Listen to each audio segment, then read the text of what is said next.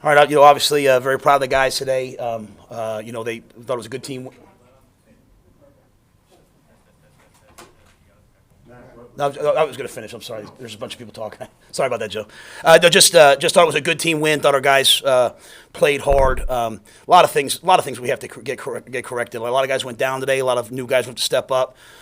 Too many coaching errors in the first half. Having to call timeouts because we have the wrong call in, or one of our players gets confused. We have to clean a lot of things up as a coaching staff first, and then in the second half, offensively, just continue to kind of have that lull, especially when we have a lead, and just have to learn how to be aggressive and still be smart. I thought at the end, though, despite the woes of the kicking game, I'll actually use that word. Just not enough good plays in the kicking game. I thought our guys on offense made the plays they had to make. Zane stepped up, and defensively, obviously, we got a lot of pressure all day and stopped the run. So. Obviously, the Saints have been through a lot over the last month. A lot of credit, respect for them. Tremendous amount of respect for Sean Payton. Down coaches this week, and we know we'll see them again at the end of the season for a great game. So, with that, sorry, Joe. You mentioned the pressure. I mean, to get that consistent pressure, it looked a lot like last week. What does that do for you, regardless of who you're playing? Well, it makes it, changes things. And I think there's two parts to that. I think it's stopping the run. Because then you can, on 2nd and 7, you're not sitting here and playing a run defense now. And you know what? We trusted the players. We played a lot of bear, 5-5 up guys, and played man-to-man defense today. And Keith Taylor was out there. Rashawn Melvin was out there. Those guys stepped up. Justin Burris went down and played the nickel. It was a tale of a lot of guys. But I think we just played really well up front. And I think Phil called an amazing game. He was bringing pressures and then showing pressure and coming the other side. And so I think it was a great job by the defensive staff. But also, our players at the end of the day, they owned it, they delivered on it. I think Shaq continues to be a tremendous field general out there. I was proud of that part of the game. Matt, how would you describe what Christian was going through today? Who? How would you describe what Christian was going through today? Just get tired, cramps. Just heat. So I think he was having some cramps, and they had to go put a bag of fluid in him. So. No concern for him going forward? Just cramps, yeah, nothing. The pressure you got came from a ton of different guys the past 2 weeks now. Just to have that level of depth at in the front four, how important is that for you? Yeah, we play a lot of guys as long as everyone does their job, and so guys are being diligent about doing their job, and because a lot of the things are, they're pretty complex, right? They're not just 4-man rush. We've gotten some pressure with the 4-man rush, but trying to bring different pressures, and so.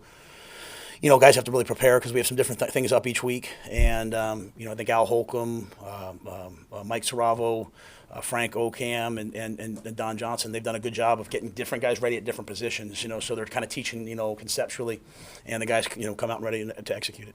How would you say Sam progressed from week 1 to week 2? I didn't see him. I have to watch the tape, but I didn't see him miss the same throws. A couple, 2 or 3 throws. I thought he was really poised. Obviously, the one turnover can't happen. It was kind of a jumbled look, and we just rather get rid of the ball, continue to play, and so, but I'm not asking him to go perfect for the whole season. So I thought he made big throws in crucial downs on 3rd down. And I thought the real story of the game was our offensive line protected. They got some sacks late in the game when they were just kind of sending a ton of people and we're not being quite as aggressive. But for the most part, I think our offensive line played really well today. It looked like watching, and Pat Elflein went down, Dennis Daly steps up, he goes down, Brady Christensen goes in the game. So, a lot of guys, we're ready to go. Was Pat's injury a re-aggravation of what he was dealing with earlier in the week? No.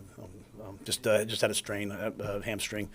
So we'll see. We'll see how long. It's obviously a short week, so we have to see who's ready. I'll come in tomorrow, and really probably by tomorrow afternoon after they come in for treatment, I'll know who's ready for this week. Matt, what do you feel like this win does for your team? The Saints were a team that I think a lot of people thought that you guys, the Bucs are what they are, but this was a team that maybe you were going to compete for maybe that second spot. But what does this team do for? What does this win do for your team? I think it just means we're 1-0 this week and get ready for next week, and it shows a lot of the things that we're doing well. It's like when you win or lose. You see what you do well, you see what you're not doing well. You can't get a field goal blocked and run back. That just can't happen in the National Football. They can't turn the ball over in the 10-yard line. They have the ball 1st and goal. We make an unbelievable play. Get them in 3rd and 9, then we let the quarterback run in, which we all, you guys heard me say it this week. I have to keep Jameis in the pocket. So when those things happen, that's the mark of, hey, there's a lot of things still to improve upon. There's also a lot of great things that happen out there, So we just have to be really honest, about hey, what are we doing well? What are we not doing well? It's boring. It's the same thing I said last year, when we would win or lose. It's just about trying to improve this week, and it's a short week. The Texans are a good team. It's going to be hard, so we have got to put this win behind us and understand that today's really like a Wednesday of a game week. I'm going to go home, hang out with my wife and kids, and then start working tonight. So it's going to be a heck of a turnaround. Said, you guys, I mean, this is a team that swept you last year. To start the season off 2-0, I mean, what kind of juice does that kind of bring to the building? Well, I mean, I'm sure the guys, I'm sure they're happy we won. I think they have to feel like, okay, hey, I want them to feel like, hey, my hard work and preparation is working.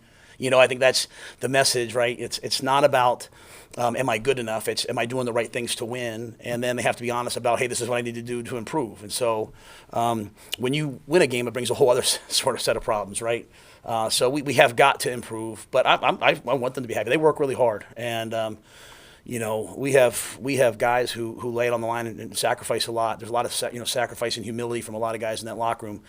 You can't have that many sacks from that many different people and not have it be everyone else doing their job. So that guy gets up and the camera goes on him, but a lot of guys covering, doing a nice job. A lot of guys. So and then it's the offense. Trust me. There's so many times 4th and 1, 4th and 2. I want to go for it, but I keep saying to myself, yeah, you got a good defense today. Like trust the defense, punt the ball down there. So it's just a little bit of everyone to me.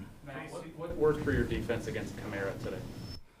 I'd have to see the tape. Obviously, I thought we did a nice job of stopping the run, and it looked like to me, we had Shaq on Kamara and Chin on Kamara. It looked like to me like, they did a good job. Alvin Kamara's one of the best players in football. I have so much respect for who he is as a player, and so, it's just one of those days where we got some pressure. I can't say much more than that other than just watching the tape. On the first possession, you guys drove down and got the touchdown. How important was it for you all to set that tone at the beginning of the game? Well, it's one of the things that hasn't really happened, right? Haven't had a ton of success early, and I think it just, tremendous. We just executed, everyone kind of did their job. Zylstra goes out there. I thought Zylstra was really one of the players that stepped up today. I don't know how many catches he had. Three catches, touchdown. He caught a slant when they overloaded the box and brought pressure. So they were, kind of key, crucial plays.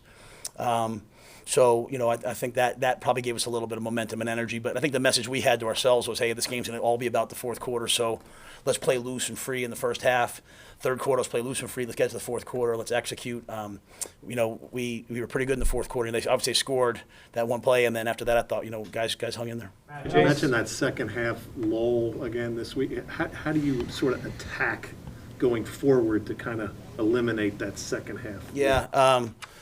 I think we have to just, again, it's kind of hard. The defense is playing so well, so you're not being overly aggressive. We just have to continue to go back and look at, who's not quite doing their job, because there's a bunch of plays we should have. We feel like we should have executed better. So, it's just like anything else, like young teams, teaching them, hey, don't look at the scoreboard, man. Just keep playing. And I thought the defense, though, last week in the third quarter, again this week in the third quarter, I thought they hung in there. They got tired and they continued to play. So we're just going to have to work our way through that. Hold on. We're going to take 2 more questions. Scott. On the field goal, Matt, that was blocked. I know you haven't seen the tape yet, but did somebody miss a block, or was it come out low? Yeah, I thought all day our field goal protection wasn't very good. They were swimming us, and literally on the last one, I don't remember. I think we called timeout before the last field goal. Is that correct?